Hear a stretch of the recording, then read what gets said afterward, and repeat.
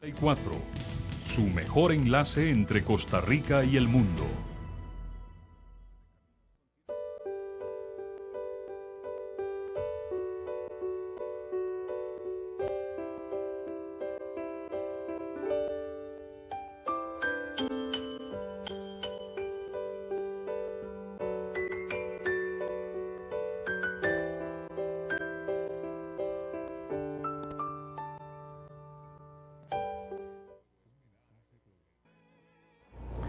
Muy buenos días, tenga todos hermanos televidentes, qué alegría estar compartiendo un viernes más con ustedes este programa de la Red del Pescador, de su grupo misionero, y aparte de eso también de VOM, de la Voz de los Mártires, también que somos un equipo.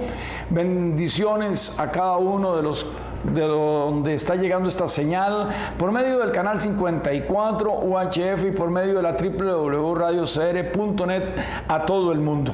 Quiero empezar el programa saludando a un hermano que nos acaba de escribir, a Bismar, que está viendo el programa. Que Dios te bendiga, Bismar. Y nada más, dentro de los mensajes que nos estás poniendo, quisiéramos saber de dónde estás recibiendo o en dónde estás residiendo para saber de dónde nos llamas. Una bendición, como repito, a todos y bienvenidos al programa, hermano David. Gonzalo, buenos días a todos, bendiciones. Sí, estamos acá y hoy lo prometido es deuda. Hoy este servidor excusa a nuestra compañera Sarita, que se encuentra en la zona de Buenos Aires, por allá descansando un ratito y trabajando, no descansando, trabajando con unos hermanos de una iglesia allá, haciendo un poquito de misión, y anda por esa zona en estos días. El próximo viernes la vamos a tener y desde aquí le mandamos un abrazo, sé que tal vez está viendo el programa, y un abrazo y nuestra bendición para toda toda la gente de esa iglesia, de esa zona. Hoy vamos a iniciar varios estudios o varias cosas informativas, y yo lo hablo de esta manera, informativas, porque queremos dar estudio, queremos dar conocimiento a toda la población de lo que es en sí prácticamente lo que fue la reforma, quienes fueron reformadores. Vamos a tocar hoy temas tan importantes como la sucesión apostólica. Vamos a tocar temas que nos invitan a quedarnos dentro del programa, y los voy a compartir con mi hermano David, temas como la sucesión apostólica romana, católica romana, la autoridad única para interpretar la escritura, la separación de las iglesias ortodoxa y la católica romana, y otros puntos que vamos a ver. Si no nos va a dar tiempo, pues tenemos tiempo para ir explicando. El asunto es, David, que nosotros tenemos que informarle a la gente, que la gente sepa, que la gente tenga un contexto donde diga, mira, yo no sabía, siendo católico, yo no sabía por qué se había dado la reforma. Y esto porque mi interés, y yo lo comentaba con David y con su padre, el pastor Roldán, y su esposa, doña Mayela.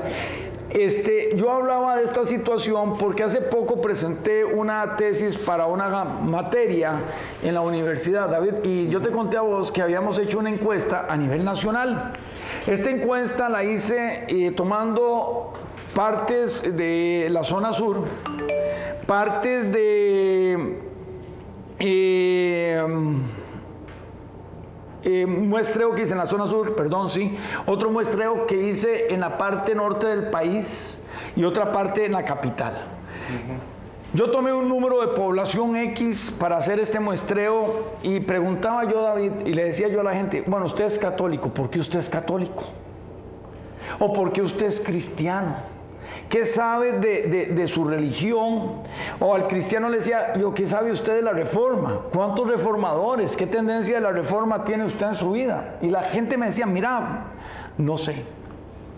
Y esto me preocupó porque el efecto de nosotros como misioneros es llevar una información sana, recta, a la luz de la palabra, de qué estamos haciendo y qué fue la reforma, por qué se dio la reforma, por qué la división de la Iglesia Católica, por qué ese cisma de la Iglesia Católica, cuáles son los puntos dogmáticos en que se diferencia la Iglesia Católica de la ortodoxa. Sí, todo un montón de cositas que nosotros no vamos a discutir quién tiene o no la razón. La importancia de esto es empapar a la gente, que la gente sepa, que la gente tenga una base de conocimientos que les vamos a transmitir, David. Y eso es lo importante, que la gente diga, bueno, qué bonito y qué interesante está el programa, porque yo no sabía esto de la Reforma, no sabía quién era Martín Lutero, dónde había nacido, quién era Zwinglio, quién era Jacobo Arminio, quién era Calvino, y por qué influyó de esa manera, y por qué se separó la Iglesia Ortodoxa de la Iglesia Católica Romana. Y todas estas situaciones de la sucesión apostólica, nosotros la vemos como católicos de esta manera, porque ustedes los cristianos la ven de esta otra forma. Ese es el estudio que nosotros queremos llevar, para que la gente tenga conocimiento.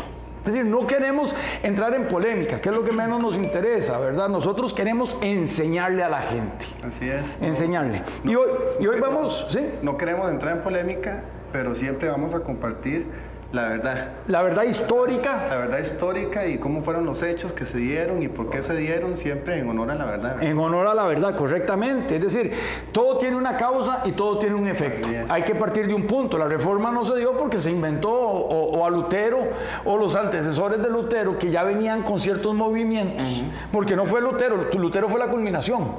Pero no vamos a decir que a Lutero se le antojó y fue un monje rebelde, sino que hubo circunstancias que lo obligaron a él a tomar una decisión en nombre de muchas personas para caminar en la Reforma. Entonces, yo quisiera que empezáramos, no sé con qué tema, si vamos a empezar con el asunto de la sucesión apostólica, o querés empezar, que empecemos. Sí, yo creo que la primera pregunta que se debe hacer, bueno, primero que nada, hay muchas personas que ignoran esta materia. Correcto. Y hay otras que no lo ignoran, pero están mal informadas, entonces están igual, ¿verdad? Correctamente. Y nosotros, pues, yo he tenido unos estudios que he hecho, David trae otros, vamos a compaginarlos, vamos a tratar de caminar sanamente. Lo que le digo a los televidentes, no queremos, vamos a trabajar sobre los hechos históricos y sobre la verdad dada. Es decir, no vamos a inventar. Ahora, lo que queremos es que usted aprenda. Y si hay alguna pregunta, por favor, nos las hacen por medio de los mensajes de texto. Así es. Para al final del programa o la otra semana tener nosotros un lapso para responderlas. Y si hay algún aporte de alguna persona que sepa más que nosotros, así es, bienvenido también el aporte, porque nosotros no tenemos la verdad absoluta. Entonces, sí necesitamos que los mensajes de texto que nos llegan, y gracias a Dios nos están llegando, sean de preguntas para traer la otra semana las respuestas, ¿verdad? Así es. Ok, damos inicio, mi hermano David. Exactamente. Bueno, la primera pregunta que se debería hacer es ¿qué fue la Reforma? No es qué es la Reforma, sino qué fue la Reforma, porque eso se dio en el pasado. Entonces, para entender la historia de la Iglesia protestante y de la Reforma, es importante primeramente comprender uno de los reclamos que hace la Iglesia Católica Romana, que vamos a estar nombrando mucho, ¿verdad?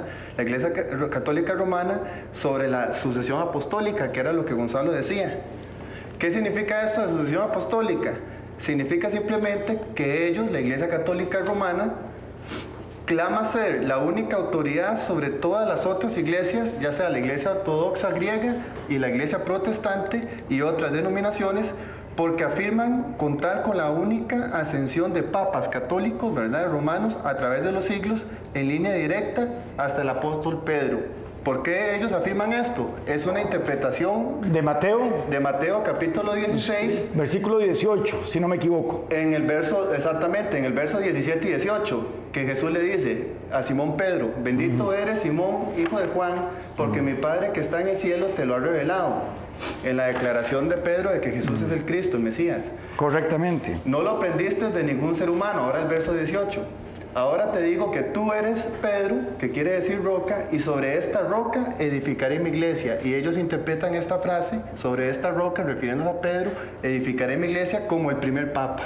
Por eso ellos trazan esa línea ascendente de papas católicos romanos hasta el apóstol Pedro, ¿verdad? Dentro de esto, David, quiero hacer un pequeño aporte. San Agustín San Agustín en el artículo 270, que él escribe desde sus escritos, en el artículo 270, se refiere a este tema en una forma muy importante, y me llamó la atención esto, porque le dice, tú eres Pedro, y sobre esta piedra, y ahí pone un punto y coma, y pone en este artículo que él escribe, ¿qué es tu confesión? San Agustín lo escribe. Sí, ¿qué es tu confesión? ¿Qué es Cristo, el Hijo de Dios?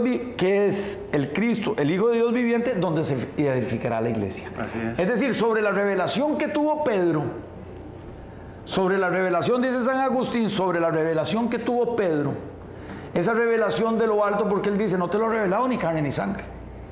¿Te lo ha revelado quién? El Padre que está en los cielos. Ok. Ve qué interesante lo que estás hablando vos. Y a San Agustín mismo toma esta, y en el artículo 270 dice, sobre esta revelación se toma el fundamento de que Cristo es la piedra. Exactamente, eso lo quería explicar. Hay tres interpretaciones, de hecho, en este pasaje. La que dice que la de Agustín, ¿verdad? Sí. Que es sobre la profesión que acaba de decir Pedro, que se iba a edificar a la iglesia. Correctamente. Otra que dice que es sobre Cristo mismo, cualquiera de las dos.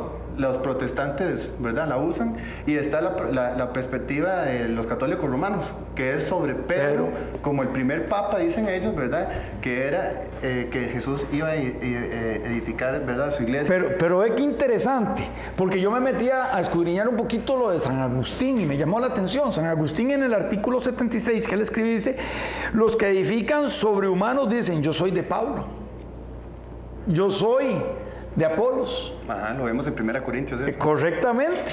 Es decir, se está edificando sobre humanos. Sobre un ser humano. Exactamente. Y yo te haría una pregunta, David, así atravesándote el caballo, como digo yo. Si la iglesia hubiera sido edificada sobre Pedro, es decir, no sobre Cristo, porque la piedra angular dice que desecharon, y Pedro lo nombra, y Pedro nombra esa piedra angular donde se edifica también. Exactamente.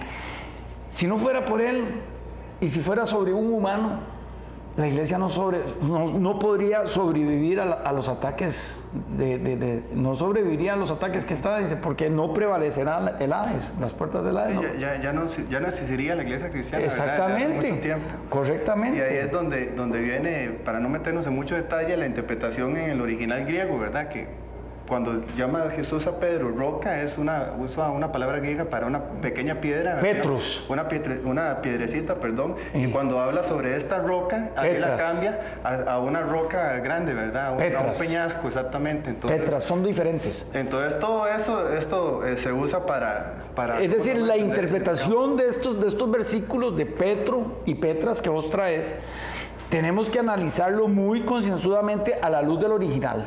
Exacto. ¿Verdad? Exacto. Porque se da malas interpretaciones. Y entonces, eso es un punto muy interesante, David, porque estamos viendo que el versículo originalmente en el griego dice Petros a Pedro. Y dice Petras cuando habla, es Petras, que es una piedra grande. Piedrecilla es Petros, y Petras es una piedra grande. Sí, un peñasco. Un peñasco grande, correcto. Grande, ¿verdad? Y como lo decía usted bien, en primera o segunda de Pedro habla sobre esa peña, esa roca, esa Petra, y lo identifica como Cristo. Exactamente. Y Pedro es el que increíblemente, más énfasis hace sobre la piedra angular, sobre la piedra que desecharon. Pedro lo llama, y Pedro constantemente está haciendo esta acotación, ¿verdad? Exactamente. Entonces, dentro de esta perspectiva católica romana de su interpretación de este pasaje, esto le da a la Iglesia Católica Romana una autoridad única, como lo entienden ellos, ¿verdad? Una autoridad única que invalida entonces a todas las otras iglesias o denominaciones. De acuerdo con la misma enciclopedia católica de ellos, esta sucesión apostólica es encontrada únicamente en la Iglesia Católica. Y dice así, y ninguna iglesia separada, o entiendes, protestantes, ortodoxas, etcétera, tiene alguna reclamación válida ante ello. Entonces esta es la interpretación que ellos le dan a ese pasaje, y les da prácticamente a su entendimiento, ¿verdad? Como ellos lo entienden, la autoridad sobre prácticamente toda la iglesia sobre Señor. Toda la iglesia, correctamente. Solo quería, aquí, ahorita como estamos tocando esto sobre la asociación apostólica, quería hacer un pequeño... Y yo quería hacer la referencia que vos haces de Pedro. Pedro Primera de Pedro 2, 4 y 5 habla sobre la piedra angular que es Cristo. Sobre la piedra angular que es Cristo. Correctamente. Y después hay una cosa importantísima sobre esto. David, tal vez más adelante lo vamos, pero son puntos que vamos a ir desarrollando en estos días y que vamos a ir viendo. En Gálatas 2, 7 y 9, Pedro aclara que ellos son para el grupo judío y Pablo para los gentiles, ¿verdad? Eso, exactamente. Es otro punto, ¿verdad? Interesantísimo, ¿verdad? Y a mí me llama la atención el pasaje de Primera de Pedro, que lo acabamos de ver, de citar, porque el mismo Pedro, el que la Iglesia Católica Romana insiste que fue el primer papa, el mismo Pedro dice que no. Sobre él no es que se edifica la iglesia, sobre Cristo. Exactamente. Este pasaje ahora tal vez, si quieres lo buscamos. Busquemos de una vez a lo que vinimos, como dice. Porque sí es interesantísimo, este pasaje es muy, muy rico, ¿verdad? Aquí tengo. Si quiere lo leo. Dice así, Primera de Pedro capítulo 2, versos 4 y 5. Lo leo en la Nueva Traducción Viviente. Correcto. Ahora ustedes se acercan a Cristo. No sé qué el énfasis está dando Pedro es a Cristo. Dice, quien es la piedra viva principal del templo de Dios. La Petra viva, ¿verdad? La gente lo rechazó, pero Dios lo eligió para darle gran honra. Y ustedes son las piedras vivas con las cuales Dios edifica su templo espiritual. Estas piedras son unas piedras pequeñitas, ¿verdad?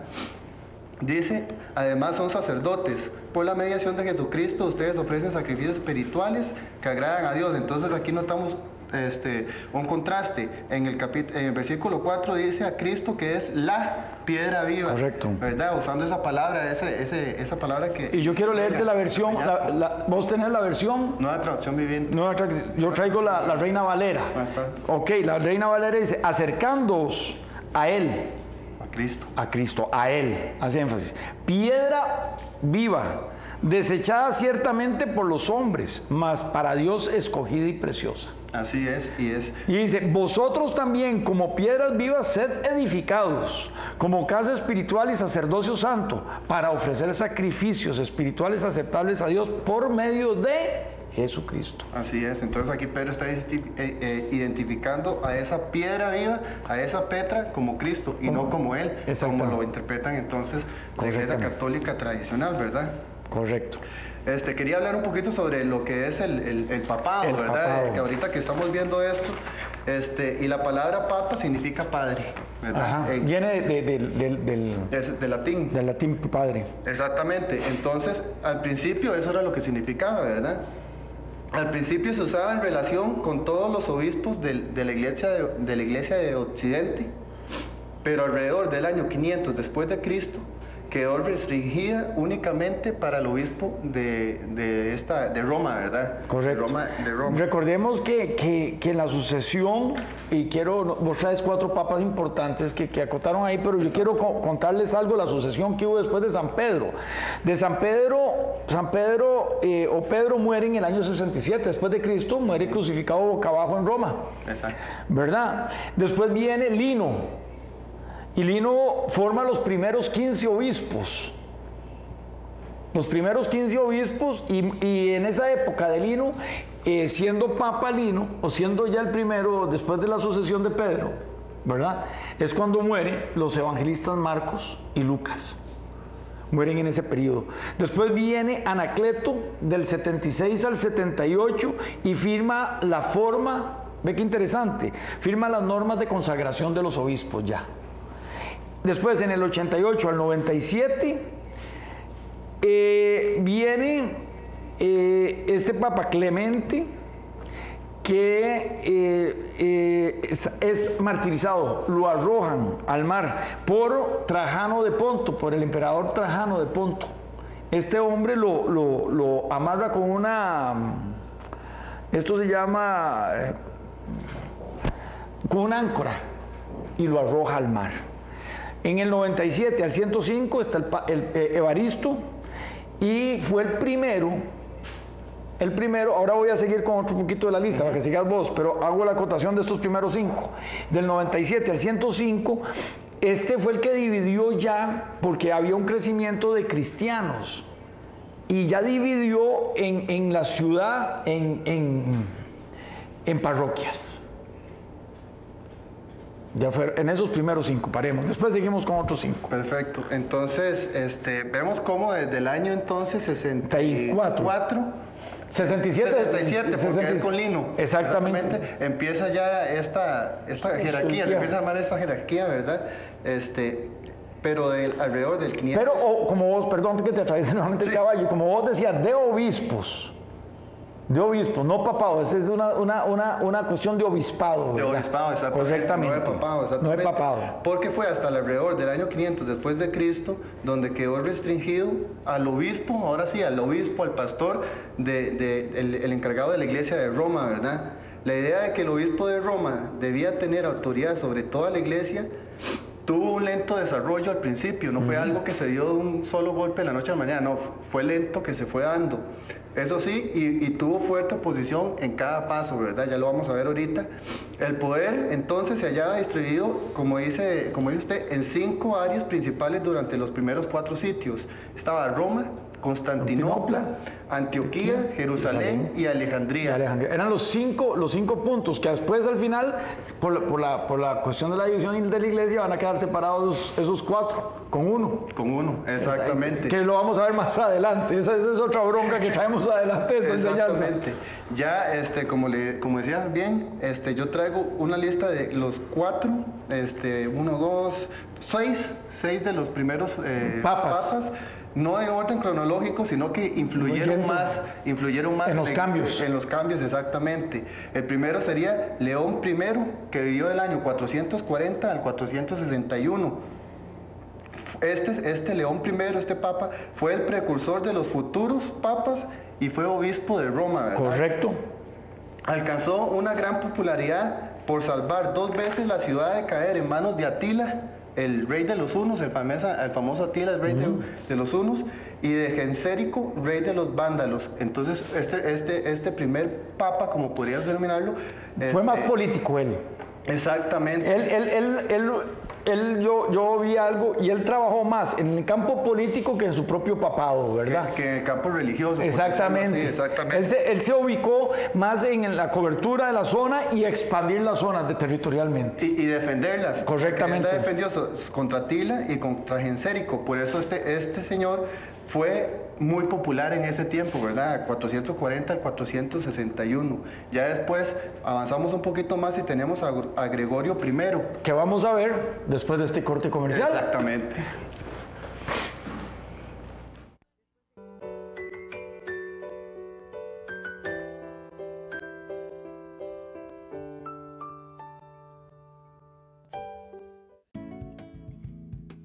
Carnicería San Cayetano. Desde 1950, Gonzalo Retana e Hijos les atiende. Especialidades en res, cerdo, pollo y lo mejor en embutidos de las mejores marcas. Carnicería San Cayetano, en el Mercado Borbón, Avenida 3, calle 8 y 10. Le brindamos servicio a domicilio. Gonzalo Retana e Hijos les espera. Carnicería San Cayetano, desde 1950.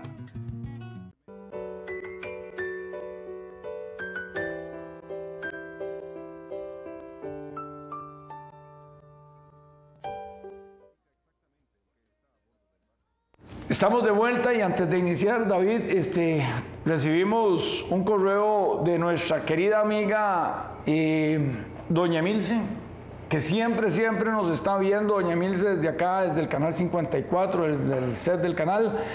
Mire, parte de todo el equipo de Misiones, un fuerte abrazo. Siempre estás en nuestras oraciones. Usted sabe que siempre estamos orando por usted. Y adelante, sabemos lo que usted nos ha puesto en petición y ahí estamos orando por esas peticiones también. Saludamos a Blanquita, también. Quedamos de ir, ya hablé con don Arnoldo Blanca y con doña Mayela. Vamos a ver si tal vez la otra semana después del programa o antes del programa podemos ir, aunque sea una media hora, estar con vos en la casa, ver qué está pasando y orar antes de venirnos al programa o después del programa. Sí, entonces vamos a estar ahí con vos, pero un abrazo desde acá, desde el canal 54. Sigamos, David, estábamos para los que están llegando tarde al programa y están encendiendo el tele y nos están sintonizando, estamos hablando de la reforma Pero estamos yéndonos un poquito más atrás, estamos tomando el tema desde el asunto del papado, de la sucesión apostólica, ¿verdad? Católica romana. Y habíamos dicho que fue en el año 500 después de Cristo que quedó restringido lo que es el obispado principal. Correcto. ¿Sí? A la capital de Roma, ¿verdad? Y pasa a ser papado ya. Y ya pasaría. Es decir, ya ahí tendríamos el punto, David, de que sale el primer papa. Es decir, oficial, porque antes era por obispos. Por obispos estaba manejado. Correcto. Exactamente. Como bien lo diste algunos ejemplos de los primeros obispos. De los primeros 5. Y ahora vamos a dar otros 5 para que vayan anotando. La gente tiene que conocer historia tanto de toda la iglesia, porque uno de los puntos que también vamos a aclarar ahora o en los próximos programas es el sentido de la palabra católica. Eso. Que la gente tampoco dice, yo soy católico, pero la gente no sabe qué significa. Ajá. Y el protestante tiende a verlo como una palabra mala también. Exactamente, y no es así. Y no es así. Correctamente. Entonces tenemos tanto trabajo en estos programas de estos días, pues gracias al Señor que nos puso estos temas, ¿verdad? Entonces decíamos que el poder del obispado en singular, ¿verdad? Correcto. Se halló primero en 5 áreas principales, que eran Roma, Constantinopla, Jerusalén, Alejandría y Antioquía. En ese tiempo hubo, desde el año 440 al 694, hubo 2 papas buenos. El primero fue León I, que ya hablamos, que bien Gonzalo decía que se enfatizó en el área política y territorial, de mantener la seguridad territorial de lo que a él le correspondía y tratando de abarcar un poquito más sus territorios. Eso. Porque recordemos que hay una época y lo vamos a ver acá, dentro de los obispos, que ellos, más adelante lo vamos a tocar acá con los que traigo, ellos emiten en el obispado una proclamación, digámoslo así, o un edicto, donde dice que pueden negociar tierras y que pueden entrar a los negocios. Exacto. Entonces, tenían poder en eso. Entonces, ellos les preocupaba sus tierras y sus posesiones. Exactamente. Entonces, el primer papa bueno sería León I, que incluso defendió esta capital y todo esto del rey Atila I y de Gensérico, rey de los vándalos. Exacto. Más adelante, en el 590 al 694, teníamos Gregorio I. Gregorio I, correcto. Que fue el primero que actuó realmente como un papa ya en sí. Fue el primero que actuó como un papa en sí. Este señor consolidó el cristianismo después de la caída de Roma, que fue en el año 476. Recordémosle a todos los televidentes que el cristianismo entra, y quiero aclarar esto, porque la gente tiene una idea y un concepto a veces erróneo, y yo te digo esto, David, porque muchas veces yo le he consultado, y consultalo vos con los hermanos de la iglesia. La gente no tiene el concepto claro de que cuando Constantino acepta el cristianismo en Roma, en el año 350, por ahí, del 350, son los gentiles los que se acercan a Constantino, no el pueblo judío. El pueblo judío sigue con sus normativas, sí, con sus costumbres. Es el pueblo gentil el que hace un pacto con Constantino, ¿verdad? Exactamente. Esta historia de Constantino es muy interesante, abarcaríamos también un programa entero, ¿verdad? Que hay que tocarlo, no podemos obviarlo, porque es el punto, para mí, la arista, digámoslo así, de donde emergen muchas doctrinas, muchos dogmas que todavía tiene la religión católica. Precisamente porque ahí fue donde nació la unión de ¿cómo se llama? De la religión, ¿verdad? Y el Estado, donde se unieron. Fue Constantino en que lo unió por diversos motivos personales que él tenía, ¿verdad? Para ganar favoritismos y todo eso. Recordemos que Roma ya estaba en decadencia, ¿verdad? Sí. Y no tenía tributos, no tenía nada, y el pueblo crecía enormemente. Hay muchas cosas, mucha tela que más adelante vamos a ver. Exactamente. Entonces decíamos que los primeros 2 papas... Y recordemos los nombres, ¿verdad? Para que la gente anote. Es importante que la gente anote. ¿Cómo? Gregorio y León I. Gregorio I y León I fueron los primeros 2 papas que realmente se podrían decir que fueron papas, pero fueron hombres buenos. Benefactores de la causa católica, digámoslo así, del pontificiado en Roma. Exactamente. Porque eso ya se llevó en Roma, a cabo en Roma, ¿verdad? Exactamente. Incluso yo diría, algunos llegan hasta decir que fue Constantino mismo el primer papa, ¿verdad? De la historia, ¿verdad? Según algunos historiadores, ¿verdad? Porque eso es un poquito... Es variable. Exactamente. Pero ya, desgraciadamente, después de estos dos, van a llegar una sucesión de papas malos, los que se conocen como algunos papas malos. Hay un periodo ahí muy nefasto, que tiene un nombre también tremendo, porque hubo muchas mujeres detrás del trono del papado. También. Ese periodo tiene un nombre también. Sí, un nombre que ahorita se me va. Sí, pero tiene un nombre ahí. Sí. Después se lo vamos a buscar entonces para decir cuál es ese nombre de esa etapa, ¿verdad? Correctamente. De tiempo. Entonces, como le digo, después de estos dos papas que realmente fueron buenos y fueron muy populares, ayudaron al pueblo, etcétera, surgieron una sucesión de papas malos, empezando en el año 904 después de Cristo al 911 con Sergio III, así se llamaba. Este señor vivió junto con una notoria prostituta, en ese entonces llamada Norosia, y lograron que sus hijos ilegítimos, ¿verdad? Porque era ilegítimo esa unión, llegaran a ser papas, y ahí vienen los cardenales. Correctamente, ahí se ordena. Vamos a esto, ven. Habíamos llegado hasta el quinto obispo. Vamos a hablar del quinto obispo, vamos a hablar del sexto obispo, se llamó Alejandro. Y él estuvo del 105 al 115. Y Alejandro fue discípulo de Plutarco.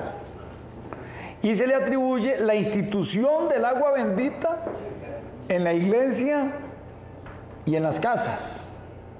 Vea qué interesante. Ya desde el 115 se le da la atribución al agua bendita. Fue él el que metió... Sí, se le atribuye la institución del agua bendita. En el 115. Y aparte de eso... si nosotros, es otro punto que vamos a tocar, porque cuando vos empezás a escudriñar todo esto y estudias todo esto, a veces el Espíritu te pone en esto y te saca de contexto, te lleva a otra página y después tenés que regresarte o te lleva a otro estudio, pero Él hace que la hostia fuera hecha de pan ácimo, no de pan fermentado. Y recordemos que la Santa Cena se lleva a cabo con pan fermentado, ¿verdad? Sí. Porque a veces terminaban la Santa Cena, impartían la Santa Cena, y muchas veces cuando quedaba pan y vino se lo iban y se lo entregaban a los pobres. ¿Verdad? Y él instituye que la Santa Cena se ha dado con pan ácimo.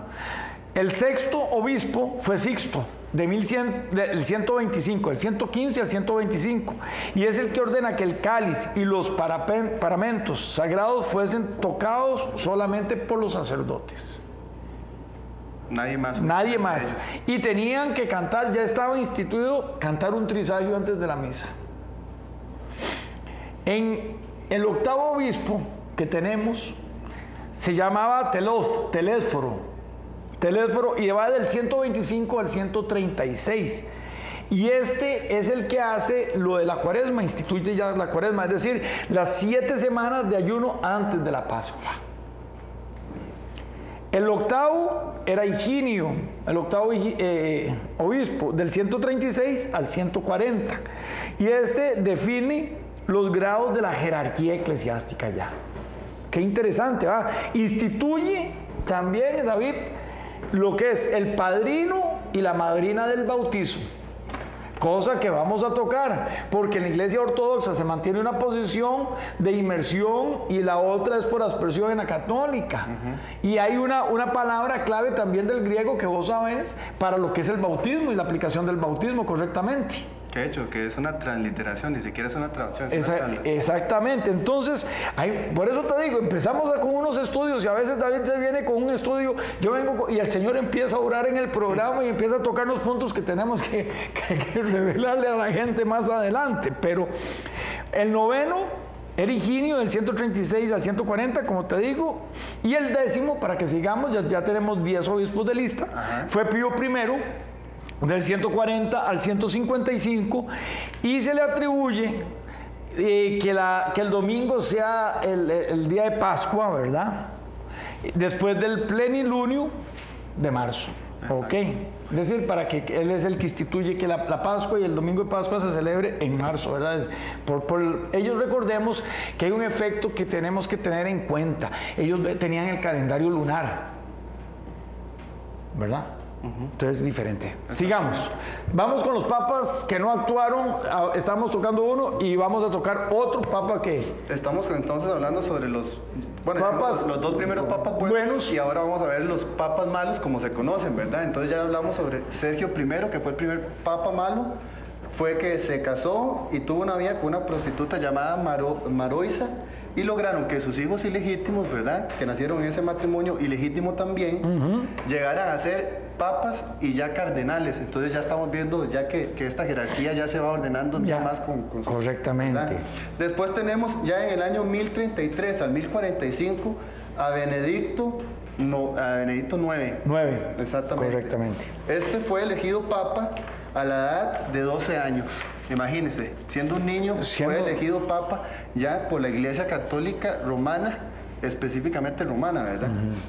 Este señor cometió asesinatos y adulterios a plena luz del día, ¿verdad? Desvergonzadamente cometió asesinatos, adulterios y profanó tumbas con propósito de robo, simplemente para robarlas y empezar a obtener la iglesia ahí las riquezas, ¿verdad? Que tan famosas son las riquezas. Y recordar una cosa importante, en el 2010, por ahí fue, no retengo el año, sinceramente, y no voy a batear el año, pero sí voy a decir lo que sucedió. El Papa Juan Pablo II pidió disculpas a toda la iglesia y a todo el mundo por todos los desórdenes hechos por estos papas y por todos los problemas que se habían dado con el papado desde el inicio. Y también, ¿cómo se llama? Por esta persecución de cristianos de otras denominaciones, de otras ramas que ellos orquestaron, ¿verdad? Correctamente. Entonces, este señor, como les digo, Benedicto IX, cometió asesinatos, adulterios a plena luz del día,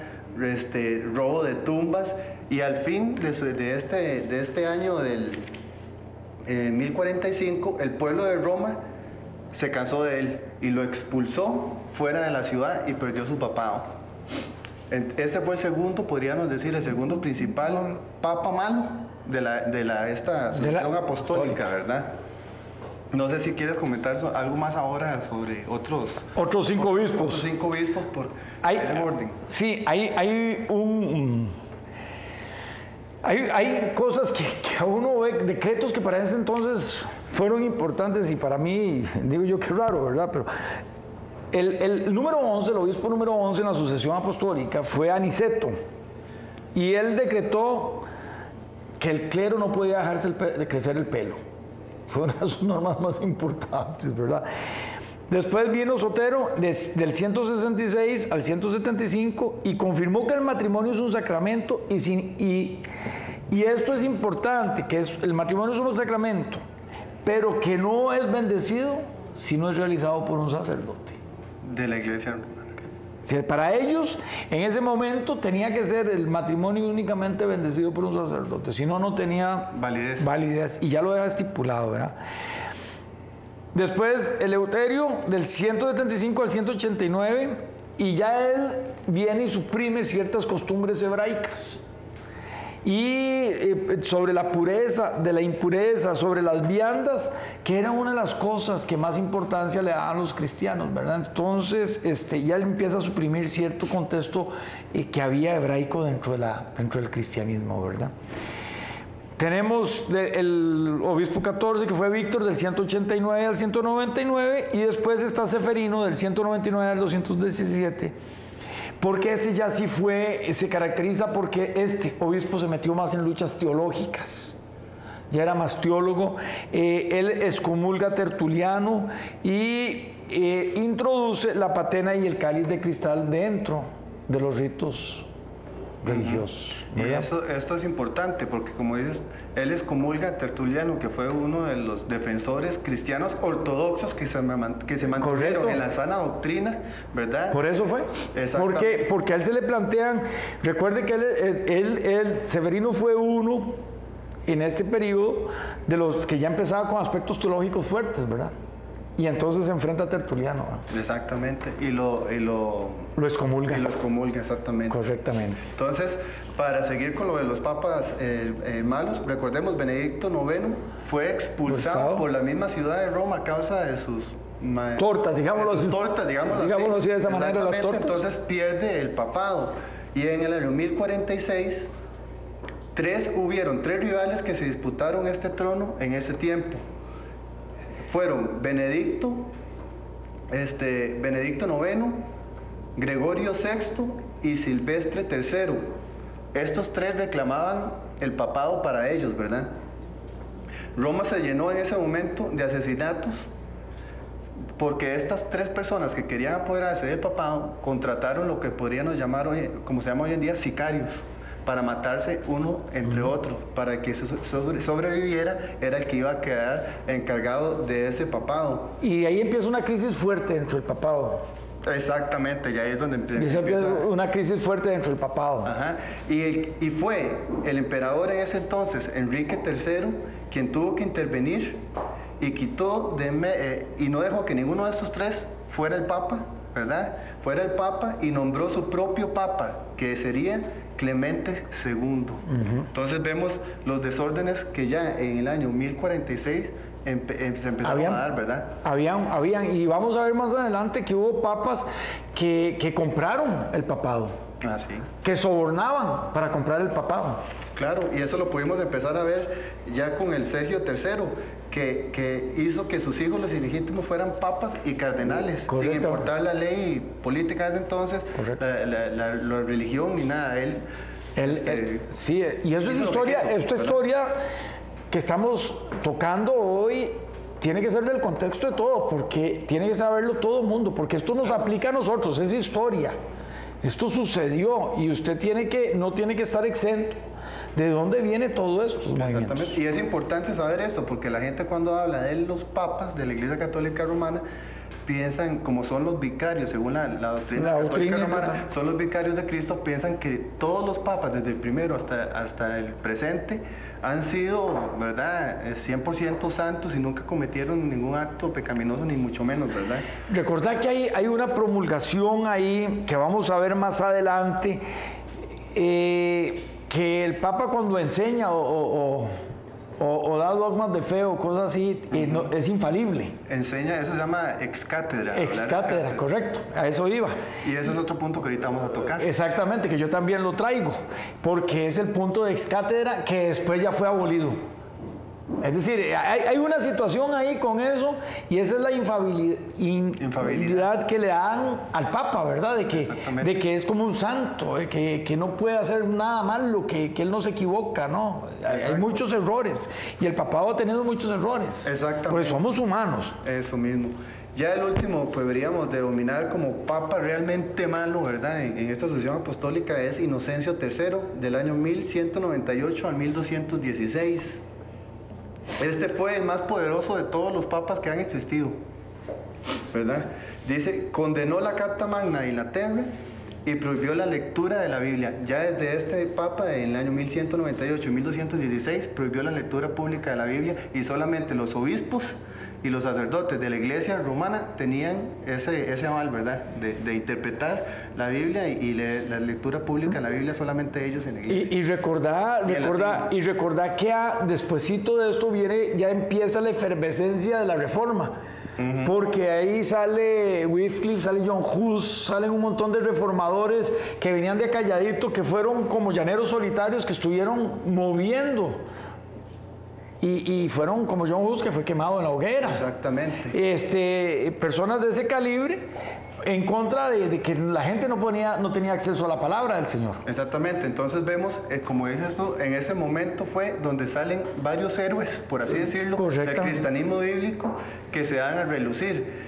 Que si quieres seguimos con 5 más de los obispos, no sé si todavía falta. Antes de ir al corte comercial. Y volver con los héroes de la fe de este tiempo histórico. Correctamente, es muy importante. Hemos visto hasta el momento 15 obispos que que tenía yo ahí en lista. El número 16 es Calixto, del 217 al 222, y este fue el que mandó a construir las famosas catacumbas. Hoy vengo que la lengua la traba, ¿verdad? Como dicen. Sí. Catacumbas de la Vía Apia, donde están enterrados 46 papas, donde fueron enterrados 46 papas y 200,000 mártires. Y 200,000 mártires. Correctamente. Después viene Urbano, que esto es lo que yo te hablaba ya, que estuvo del 222 en adelante. Él ya autoriza que la iglesia compre bienes. Para ella. Ya para la iglesia. Después Ponciano, que metió ciertas normativas ahí y que al final de las liturgias y todo, para nosotros que somos más viejillos, que todavía oíamos el latín, y tal vez don Arnoldo y doña Mayela se acordarán de aquella famosa, a mí se me pegó porque yo estaba chiquito y me llevaba mi mamá a misa, pero eran Dominus Ubispus, sí, Monomia Secula Seculorum, algo así decían, ¿verdad? Y yo me acuerdo de todo esto viene del año 235. Después viene Antero, y con eso estamos cerrando prácticamente una lista casi de 20 obispos que traía yo para iniciar, que son los que anteceden al papado. Al papado, correcto. Vamos a ir a un corte comercial para venir a ver en esta tercera parte del programa, porque después a las 12:30 vamos a entrar con las noticias de la voz de los mártires.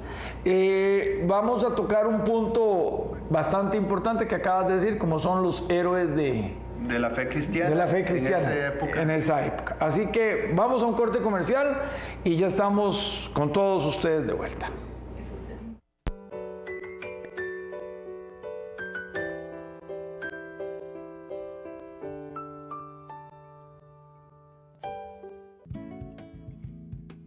Carnicería San Cayetano. Desde 1950, Gonzalo Retana e Hijos les atiende. Especialidades en res, cerdo, pollo y lo mejor en embutidos de las mejores marcas. Carnicería San Cayetano, en el Mercado Borbón, Avenida 3, calle 8 y 10. Le brindamos servicio a domicilio. Gonzalo Retana e Hijos les espera. Carnicería San Cayetano, desde 1950. Canal 54, su mejor enlace entre Costa Rica y el mundo.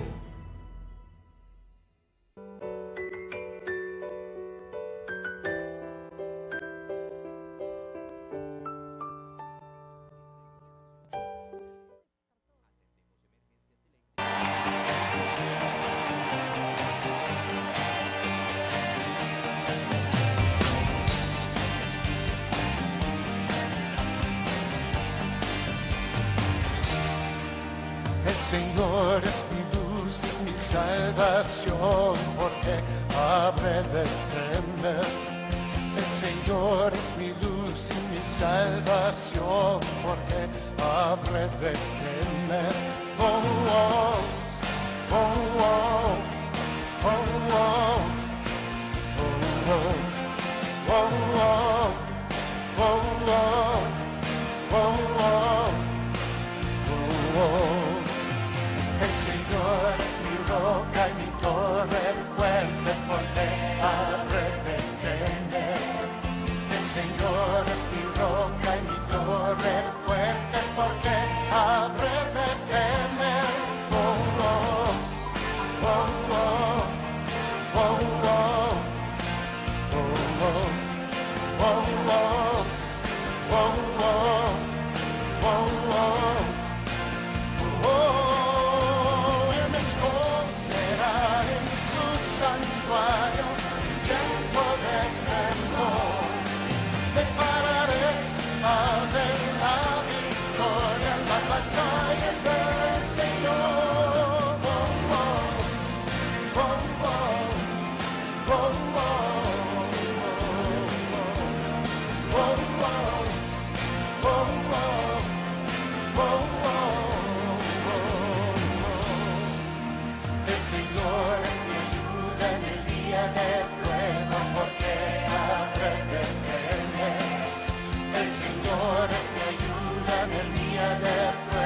Porque habré de temer.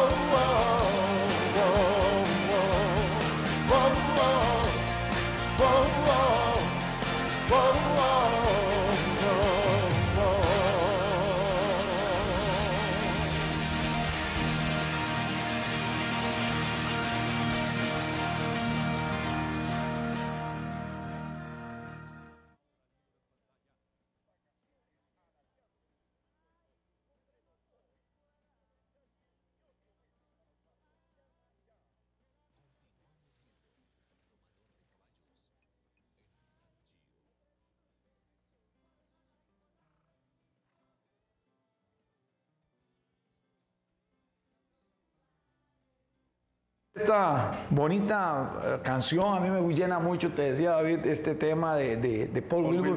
A mí me gusta mucho como él ministra, sí, a mí me gustan mucho las canciones, sus letras. Estamos viendo todo esto de la sucesión apostólica en la Iglesia Católica. Estamos avanzando, ya hemos visto aproximadamente y hemos tocado 4 papas que han influido, 2 papas buenos, 2 papas que se portaron medio malón, ¿verdad? Como decimos nosotros dentro de la Iglesia. Hemos visto 20 obispos que fueron obispos antes de que se instituyera el papado. Exacto. Correcto, que es la sucesión de Pedro para acá. Pero también queríamos decirles a ustedes que nos están viendo que ahí está en su pantalla el teléfono por si quiere llamar o poner un mensaje de texto. Si hay alguna duda, nos pueden escribir a la página del programa, lareddelpescador@gmail.com. ¿Usted tiene alguna pregunta? Nosotros se la evacuamos la otra semana. Usted nos escribe a lareddelpescador@gmail.com y ahí le estaremos evacuando sus preguntas. Sigamos adelante. Estábamos terminando un poquito con esto del papado y habíamos hablado que ya este último papa que tocaste vos, que hablaste, él ya prohibió la lectura de la Biblia. La lectura de la Biblia. Y entonces ya empieza a haber una efervescencia sobre esto y empiezan a aparecer, como nominamos ahorita, los primeros héroes que empezaron a hacer la primera efervescencia, las primeras burbujitas que fue a estallar después con la Reforma. Exactamente. De hecho, habíamos dicho que fue en el año 1216 cuando este último papa, que fue el más poderoso de todos, fue el que prohibió la lectura de la Biblia. En Hebreos 11 se nos habla de los héroes de la fe bíblicos, pero ahí no terminaron de aparecer.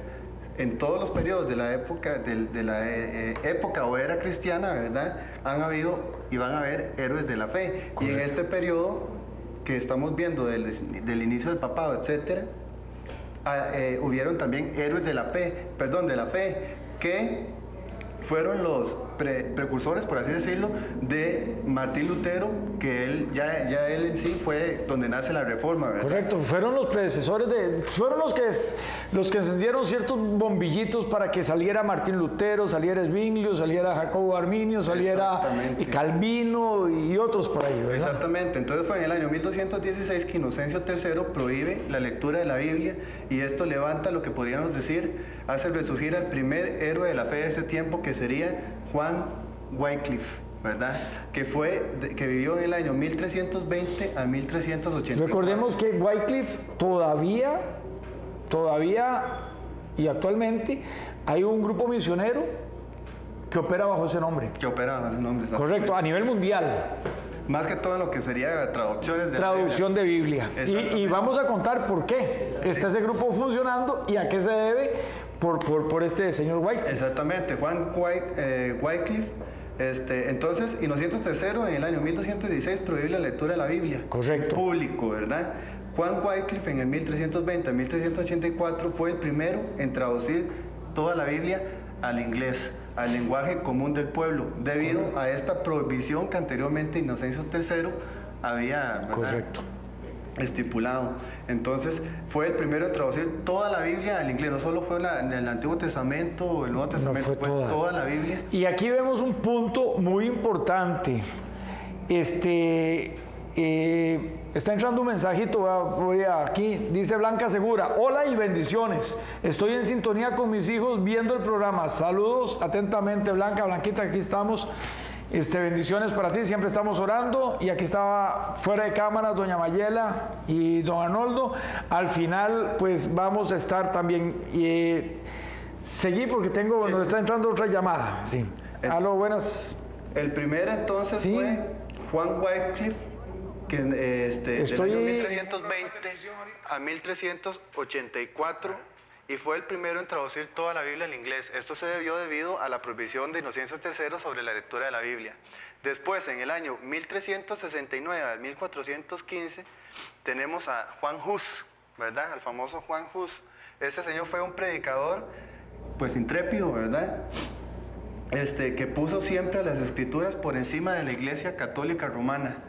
Estamos hablando en el contexto de la Iglesia Católica Romana, no en la Iglesia Católica en sí. Porque la Iglesia Católica, simplemente la Iglesia Católica no es mal, no está mal ni mucho menos. Es ya la Iglesia Católica Romana donde se vienen estas 5 doctrinas que más adelante vamos a ver, que son esenciales. Y de estos puntos, David, que vemos acá, está el punto de la escritura. Pues solo la escritura. Solo la escritura, exactamente. Solo la escritura. Esto es un punto que ya John Hus en sus cosas defiende, ¿verdad? Pone la Biblia sobre todo, ¿verdad? Que es importante. Más adelante vamos a ver esos 5 puntos. Yo no creo que nos dé tiempo, porque estamos arrancando este estudio, pero sí, este tema es solo la escritura. Ya John Hus tenía ese gusanito adentro. Exactamente. Ya John Hus le picaba ese gusano espiritual que llamo yo, ¿verdad? Eso, yo no sé, a mí me pasa que cuando el Espíritu quiere revelarte algo, empieza a moverse dentro de uno. Ahí hay como una incomodidad en el pecho, algo que te dice, que te mueve, ¿verdad? Exactamente, esa expresión viene de las 5 solas, se llama. Exactamente, las 5 solas, sí. Las 5 solas, ¿verdad? La sola escritura, sola fe, sola gracia. Solo Cristo, etcétera, exactamente. Entonces, Juan Hus fue uno de los predicadores más intrépidos y se opuso a la Iglesia Católica Romana en ese tiempo, y debido a esto murió en la hoguera por orden del Papa. Fue martirizado, fue quemado. Fue uno de los primeros martirizados bajo, ¿cómo se llama? Por orden de uno de los papas, ¿verdad? Correctamente. El famoso Juan Hus.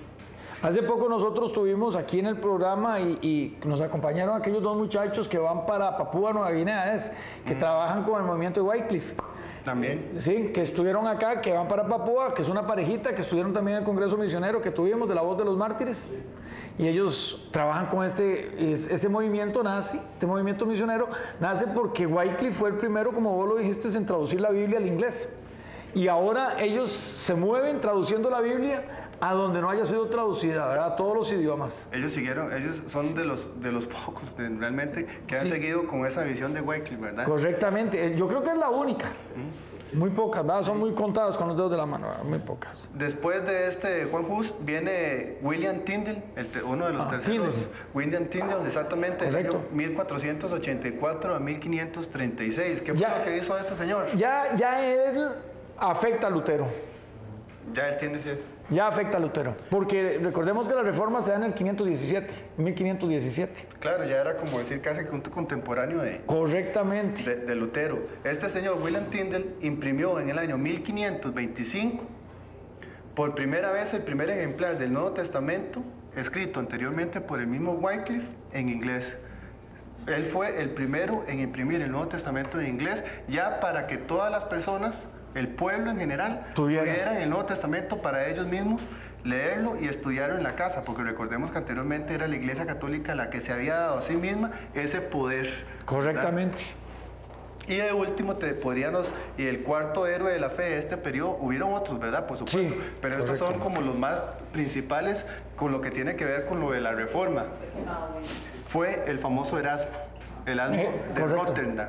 Erasmo de Rotterdam. Vivió en el año 1466 al 1566, fue un gran estudioso de la Biblia y fue erudito del Nuevo Testamento griego, y fue el que compiló en un solo volumen todo el Nuevo Testamento en griego, nuevamente. Correctamente. Dentro de estos puntos, a mí me preguntaban, y yo quiero también aclarar esto, porque estamos tocando temas bíblicos, ¿verdad?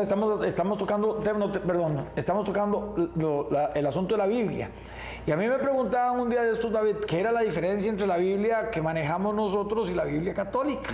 Y yo les decía a la gente que hay un punto interesante en esto, porque como vemos estamos hablando de Wycliffe, de Tyndale, de John Hus, de Erasmo, que fueron personas que se encargaron de traducir la Biblia, de hacerla llegar el Nuevo Testamento, de hacerlos llegar, y que murieron martirizados, ¿verdad? Estas personas se mueven con la Biblia, pero hay un punto importante. Dentro de la Biblia hay una diferencia que se dan, que ni la misma Iglesia católica de entonces aceptaba los libros apócrifos, sino fue hasta después que los aceptaron.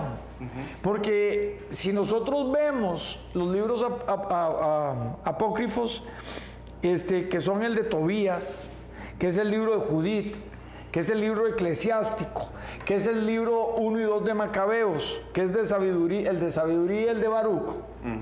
Estos libros están fuera del canon hebreo porque dicen que no tienen inspiración divina. Hay uno de esos puntos. Exacto. Después vos ves el libro de Macabeos y es una carta de la iglesia de Jerusalén a la iglesia de Egipto. Entonces hay varios asuntos ahí que no son de inspiración. Yo quiero que este punto lo vamos a tocar más adelante, porque a mí me hacían la pregunta también, que cuál era la diferencia. Entonces, de hecho, yo quiero decirles a la gente que me preguntó sobre esto, que posiblemente está viendo el programa, que también son puntos que vamos a tocar, porque nosotros tenemos que también aclarar esto, sobre los libros bíblicos, ¿verdad? La gente en este estudio tiene que aprender cuántos libros tiene el Nuevo Testamento, cuántos libros tiene el Antiguo Testamento, quién escribió los libros, en qué época escribieron los libros. Es decir, eso es un trabajo de nosotros como misioneros. Y dentro de este proceso que estamos llevando ahorita de enseñanza, de la Reforma y todo esto, es menester nuestro que usted tenga la capacidad de defender donde usted se está parando. Porque ¿cómo va a ser usted cristiano y no saber de historia, no saber de arqueología, no saber? Hay cosas importantísimas, David, sobre esto que también yo estuve viendo y pensando, porque son temas que hay que tocar. Inclusive la Biblia maneja números, cuestiones numéricas, porque recordad que el texto hebreo no tenía números, sino que le daban una numeración a las letras. Y entonces hay ciertos contextos o ciertas cuestiones que se derivan o que se toman a la luz numérica también.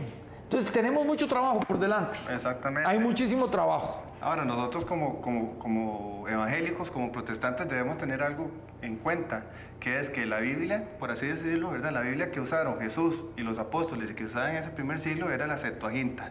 la Septuaginta sí tenía estos libros apócrifos. Apócrifos ya incluidos, correcto. Ya había pasado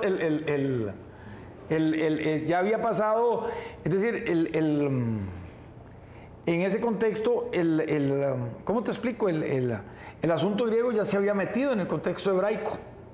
Sí, es que el griego era como decir, el idioma más común de que todos lo hablaban. Correctamente. ¿Verdad? Entonces, fue allá en Alejandría donde nace esta Septuaginta, pero esta Septuaginta que Jesús utilizó y los apóstoles utilizaban, y la iglesia de ese primer siglo utilizaba, sí tenían estos números, entonces, perdón, estos libros. Entonces la Iglesia Católica Romana se basa en ese punto para incluirlos también. El problema fue que más adelante la Iglesia no toma la Septuaginta como el texto inspirado de Dios, sino que fue el texto masorético hebreo. El que toma. El que toma. Entonces, esa es una de las razones por las cuales la Biblia Católica Romana y la Biblia protestante, ¿cómo se llama? Hay una diferencia. Sí, pero tenemos que aclararlo más fuertemente. Este punto yo quiero meterme más de lleno cuando nos toque en este desglose que estamos haciendo, ¿verdad? Exacto. Pero también hay que entender una cosa, que el resto de los libros, aparte de esos apócrifos, que la Iglesia Católica los llama deuterocanónicos, los protestantes los llaman apócrifos y la Iglesia Católica deuterocanónicos, el resto de la Biblia, protestante y católica, es lo mismo, dicen lo mismo y significa lo mismo. Correcto, hay versiones más modernas, que es un lenguaje más actual, más comprensible para todos nosotros. Porque pongamos a mí, la versión que más me gusta es la Reina Valera, una de las que más me gusta. Pero ahorita estoy utilizando una de las que me gusta mucho, es la Nueva Versión Internacional. Me es más fácil para enseñar. Sí, porque son dos escuelas de traducción distintas, una es más literal y la otra es más conceptual. Exactamente. Entonces es un tema muy interesante ese de cómo se llama también, que podríamos tocar en algún momento, ¿verdad?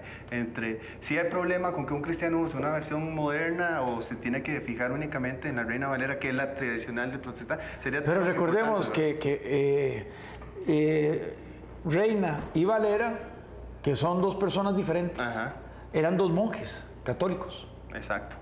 Correcto. Igual que el mismo Martín Lutero, correcto, donde nace la Reforma. Ellos eran monjes católicos también. Exactamente. Casiodoro Reina.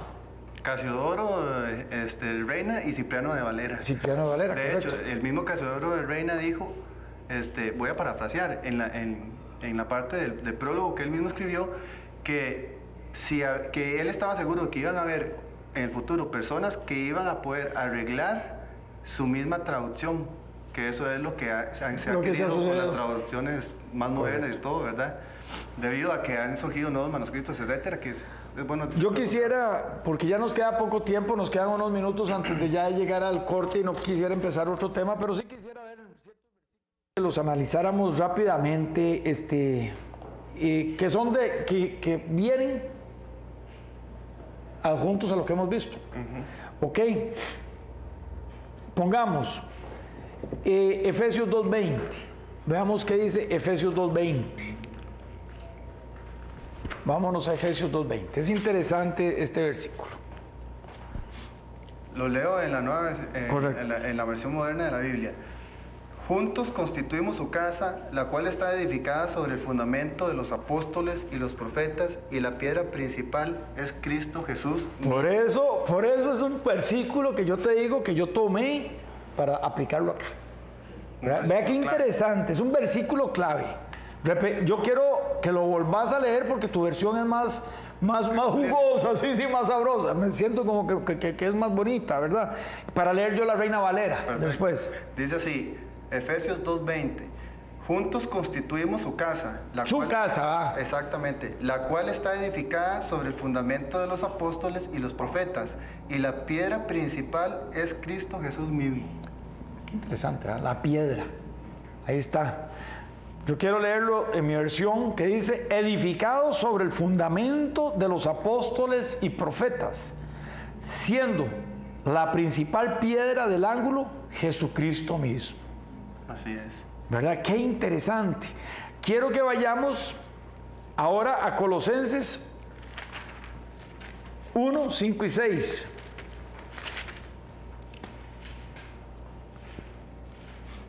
Dice así, ambas cosas provienen de la firme esperanza puesta en lo que Dios les ha reservado en el cielo, Ustedes han tenido esa esperanza desde la primera vez que escucharon la verdad de la buena noticia, o sea, del Evangelio. Del Evangelio. Y dice el 6, esa misma buena noticia que llegó a ustedes ahora, corre por todo el mundo, da fruto en todas partes mediante el cambio de vida que produce, así como les cambió la vida a ustedes desde el día que oyeron y entendieron por primera vez la verdad de la maravillosa gracia de Dios.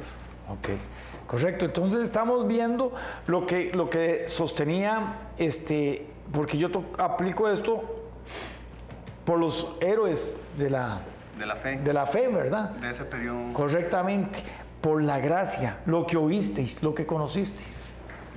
¿Verdad? Qué interesante. Y para finalizar, quiero que vayamos a la segunda de Timoteo, que es algo tremendo, ¿verdad? Segunda de Timoteo 2:15. Dice así, esfuérzate para poder presentarte delante de Dios y recibir su aprobación.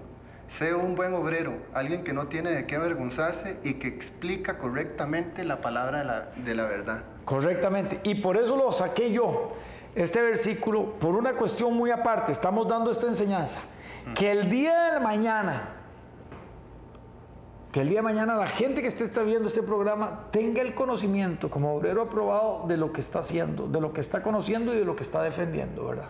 Exacto. De la palabra, de la verdad. Exactamente. Yo quiero agradecerles a todos los que han estado en estas 3 primeras partes del programa, David, con nosotros.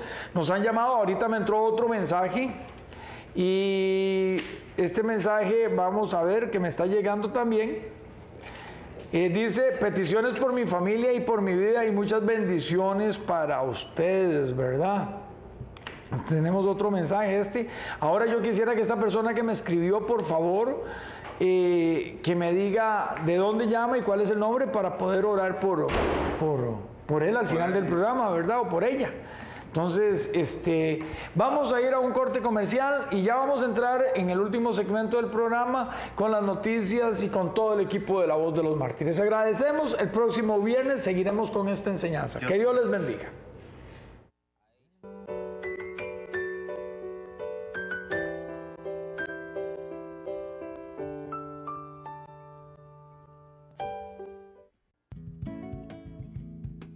Carnicería San Cayetano. Desde 1950, Gonzalo Retana e Hijos les atiende. Especialidades en res, cerdo, pollo y lo mejor en embutidos de las mejores marcas. Carnicería San Cayetano, en el Mercado Borbón, Avenida 3, calle 8 y 10. Le brindamos servicio a domicilio. Gonzalo Retana e Hijos les espera. Carnicería San Cayetano, desde 1950.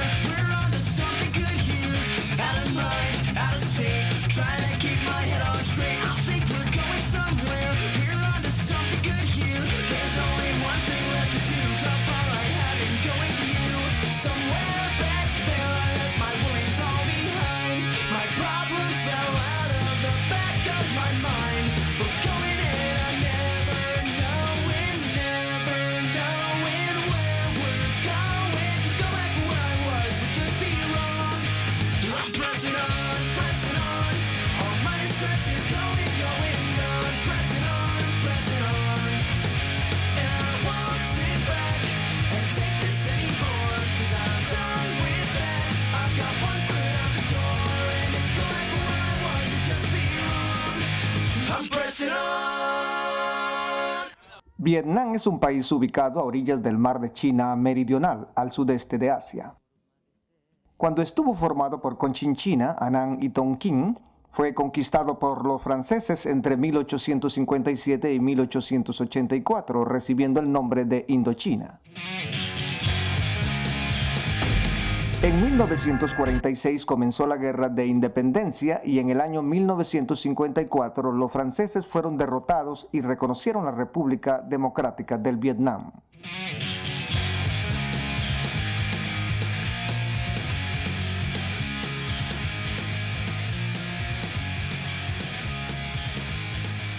Un año después se separó la parte sur del país, quedando dividida en Vietnam del Norte y Vietnam del Sur, y posteriormente estalló un conflicto bélico interno en el que intervino los Estados Unidos.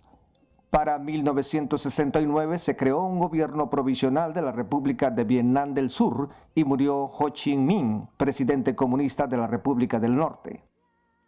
La guerra terminó con la paz firmada en París en 1973. Pero en 1974 las tropas del norte invadieron el sur y ya para 1975 se habían apoderado de todo el país, creando la República Socialista de Vietnam, lo cual acabó con la división que existía en el territorio nacional. Teniendo ya claro estas pinceladas de historia, pasemos ahora al campo religioso. Este país comunista cuenta con 54% de budismo. Personas que no profesan ninguna religión son un 21% aproximadamente y el cristianismo anda por el 8%. La Constitución habla de libertad religiosa, pero esto solo es en la letra. La política del gobierno controla todos los movimientos religiosos, incluyendo el budismo. Pero cuando se trata de los creyentes en Jesús, la situación es muy dura. Obviamente hay toda una persecución clara, ya que si los encuentran evangelizando o distribuyendo folletos, son apresados, los hostigan, golpean y encarcelan.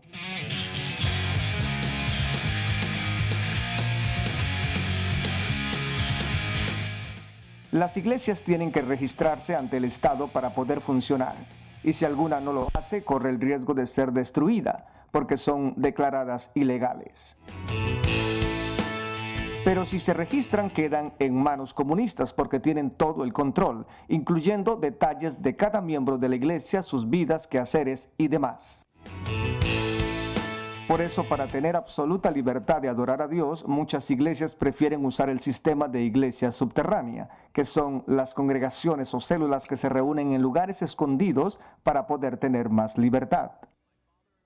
Con todos los cambios del comunismo a nivel mundial y los giros que han hecho países detrás de la cortina de hierro, otrora simpatizantes de la ideología comunista, el gobierno de Vietnam teme que la línea de pensamiento capitalista se infiltre también en este país, y por eso tienen los controles sobre todo el cristianismo, al cual no solo siguen viendo como el opio de los pueblos, sino como una forma camuflada de infiltrar el capitalismo en esta sociedad.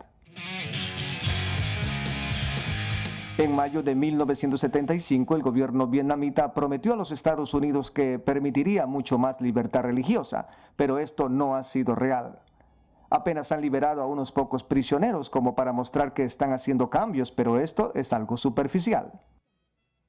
Además, muchos de los presos creyentes que han sido liberados fueron forzados a renunciar a su fe.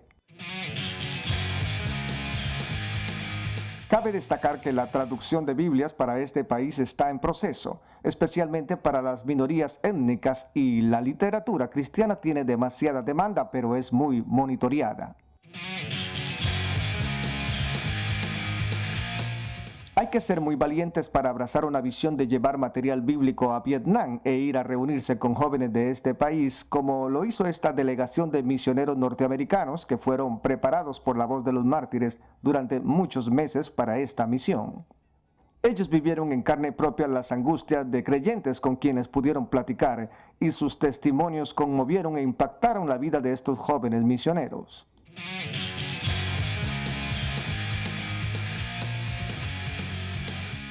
Pese a que ellos recibieron una sólida formación, una cosa fue la teoría y otra la práctica, porque estar allá fue un impacto emocional y espiritual majestuoso, según ellos mismos lo testificaron después. Pero volviendo a la realidad de Vietnam, diremos que una resolución aprobada en el 2003 sobre asuntos religiosos establece que el Estado mantiene la responsabilidad de gobernar la sociedad, incluyendo las organizaciones y actividades religiosas.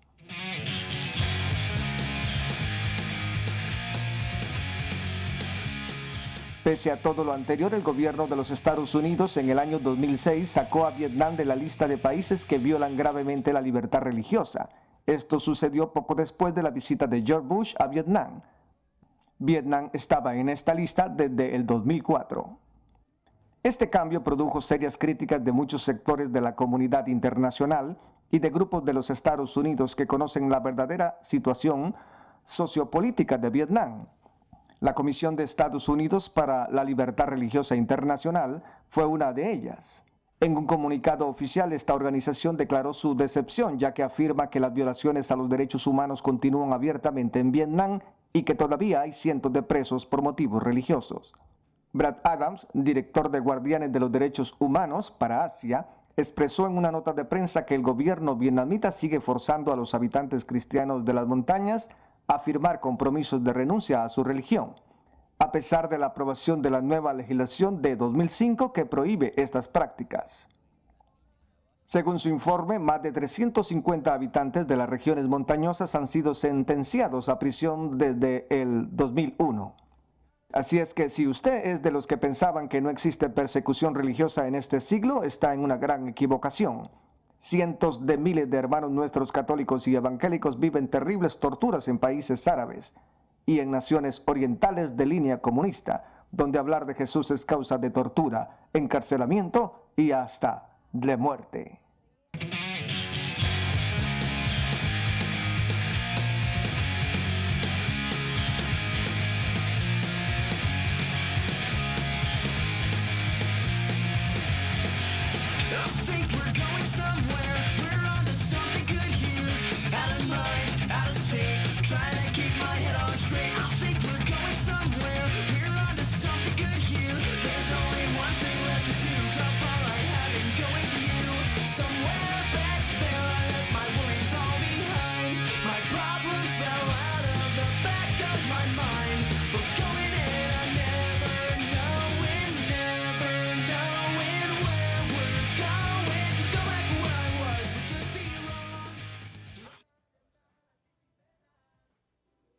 Buenas, estamos de vuelta con el último segmento del programa. Doña Mayela, don Arnoldo. Gracias, bienvenidos. Gonzalo.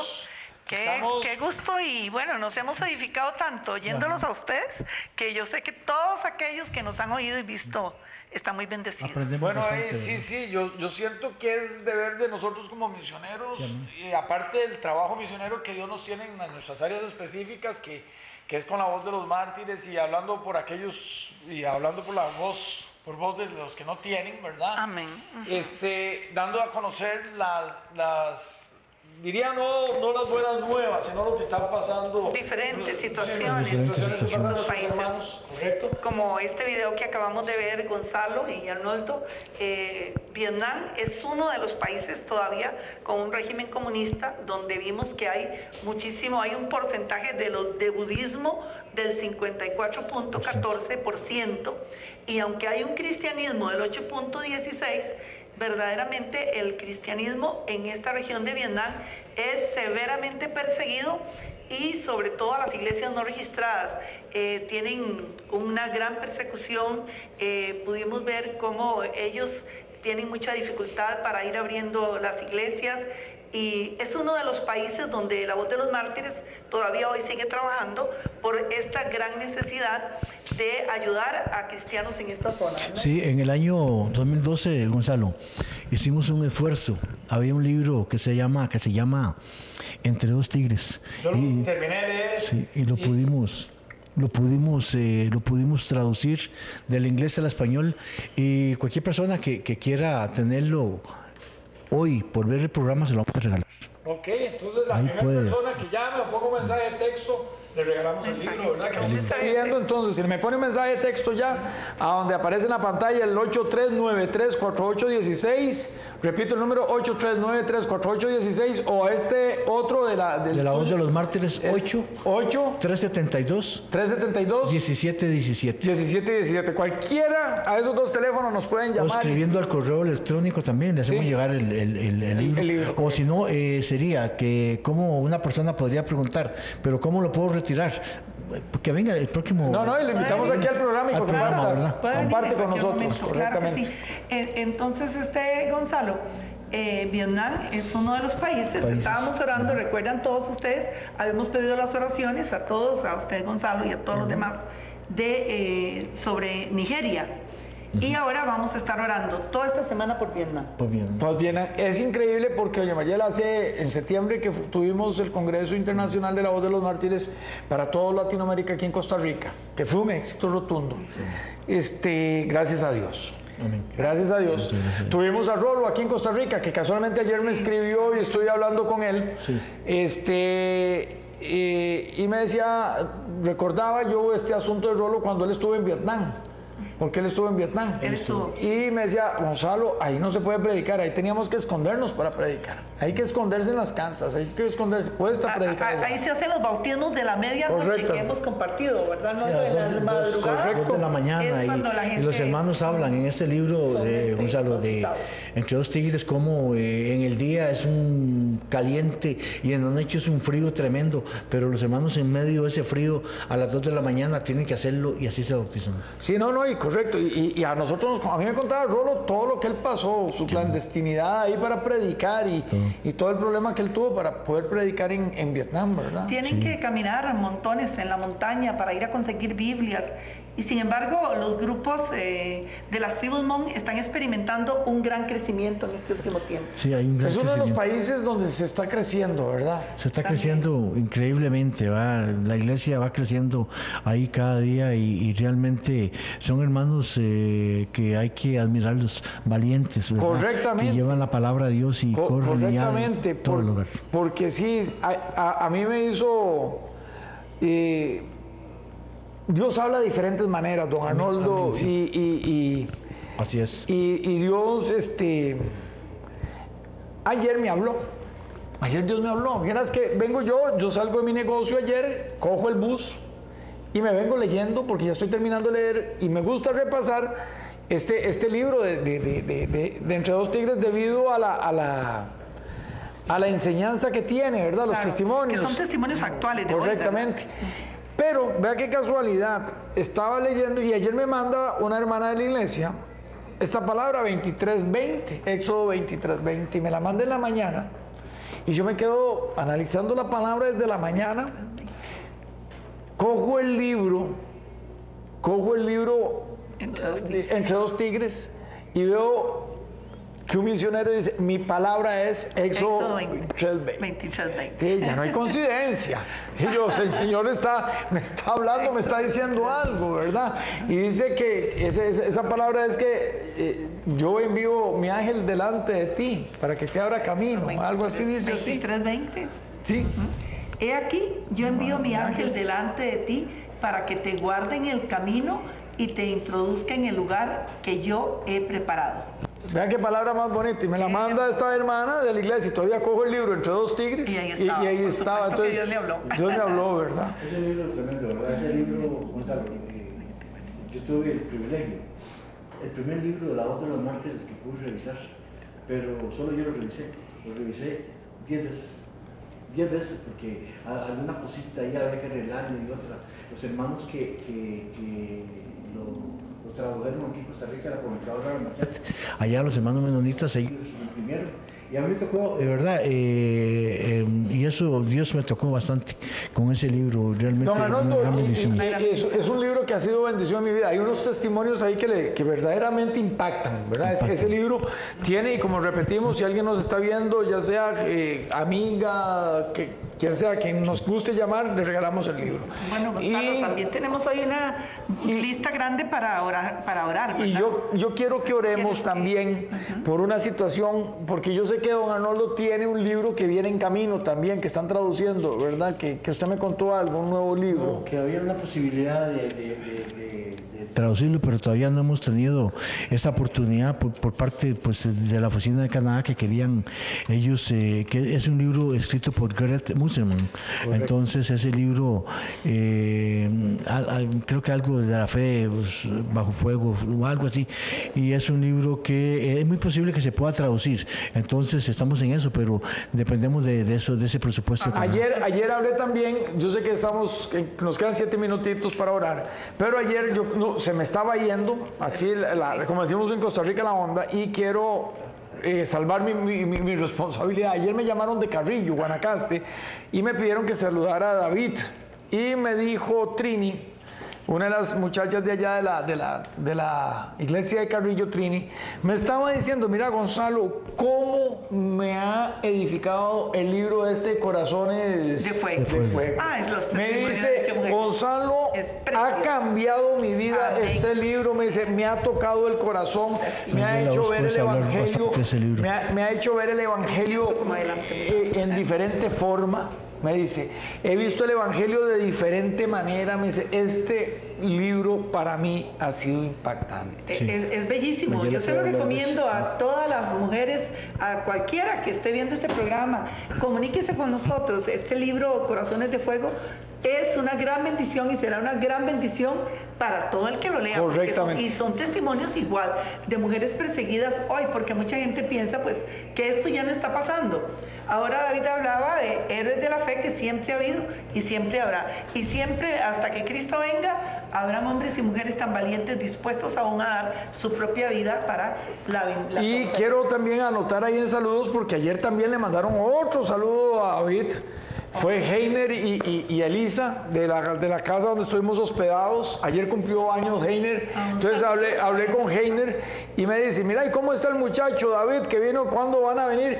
Porque yo les ofrecí que íbamos a volver, ¿verdad? Pero está pendiente Heiner. Yo sé que nos ven por medio del programa que grabamos, pero de una vez le digo que está pendiente la visita. Y hizo una carne asada. Él quiere comerse una carnita asada. Ay, no sé, pues ahí me lleva a nosotros también. Vamos a tener que ir a predicar nuevamente por ese lado. Vamos a ir nosotros también. A predicar, entonces. Ahí hay tantas cositas, ¿verdad? Que en realidad sí. Tenemos un momento de oración, ha habido llamadas, ha habido personas que nos han llamado el día de hoy, nos han puesto mensajes de texto. Bismarck es uno de ellos.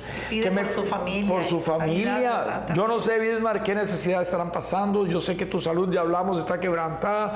Vamos a orar para que esa salud sea restablecida.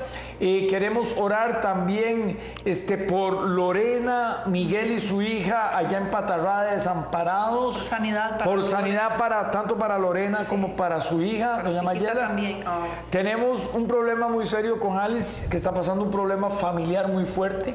De Ciudad Cortés, vamos a orar por Alice. Todos que sigan adelante. En Ciudad Cortés, me llamó Patricia de Desamparados. Ahorita me entró una llamada de Patricia en Desamparados. Por la familia, y entonces, y por ella también. Queremos orar por Patricia y su familia.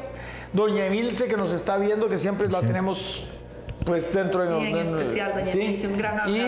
Y por Blanquita, que estaba llamando desde apenas empezó el programa correctamente. Tenemos ahí a Henry, que da gracias. A Henry, nuestro hermano, nos acaba de entrar un mensaje. Henry, también, que ya casi el empleo es tuyo. Hemos estado parados en la brecha y vas a dar testimonio de esa bendición, de ese trabajo. Por don Chico Cruz también. Por Francisco Cruz Retana, un gran amigo nuestro. Tiene programa de la Fraternidad Internacional de Hombres de Negocios del Evangelio completo. Aquí hoy en la tarde a las 6 bendecimos ese programa, un programa donde muchos hombres llegan a los pies del Señor también. También tenemos a Ronnie.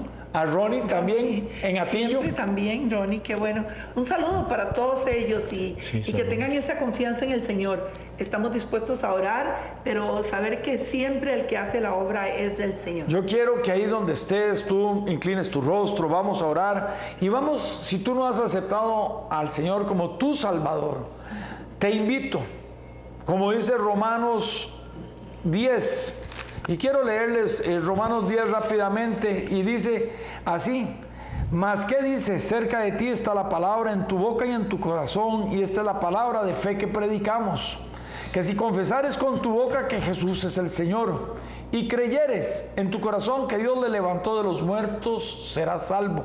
Porque con el corazón se cree para justicia, pero con la boca se confiesa para salvación. Entonces, si tú quieres aceptar al Señor hoy, inclina tu rostro para que el Señor empiece a transformar tu vida.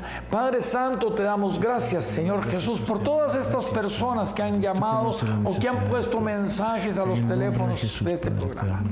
Padre, en nombre de Jesús venimos clamando, Padre, por Alice en Ciudad Cortés, por Bismarck, Padre, su familia, su sanidad, por Lorena, Miguel y su hija, Padre, por Ronnie, por Doña Emilce, por Blanquita, Padre Santo, por Patricia en Desamparados, por Henry en Guapiles, por Don Francisco Cruz Retana, Padre, por todos estos hermanos nuestros, Padre, que están clamando a ti, Padre. Venimos pidiéndote, Padre, para que los anhelos de su corazón sean dados, conforme, como dice la carta de Juan, conforme a la voluntad tuya, Padre, conforme a los deseos tuyos, Padre, que no sean nuestros deseos puestos antes que los tuyos, porque como dice tu palabra, todo tiene un tiempo debajo del cielo, Padre, y tú tienes todo ya bajo control, Padre, y tú tienes, Padre, todo escrito en el libro de nuestra vida, Padre, antes de que fuéramos concebidos, Padre, en el seno de nuestra madre. Gracias, Señor. Padre, venimos a ti en este momento, aquellos que queremos que entres en nuestras vidas, Padre, y aquellos que queremos reconciliarnos,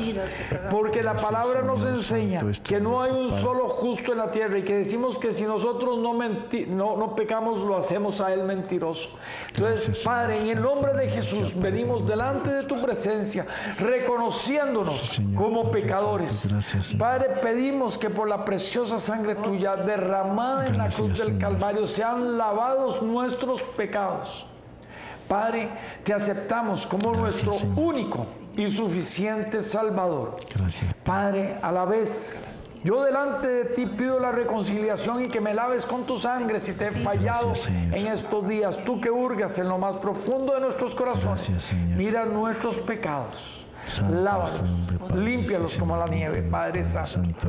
Padre, escribe nuestro nombre y el de toda nuestra familia en el libro de la vida. Amén.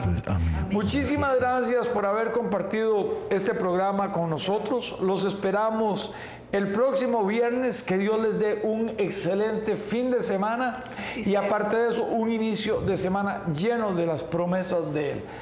Los amamos en el nombre de Cristo Jesús. Que Dios les bendiga y feliz tarde.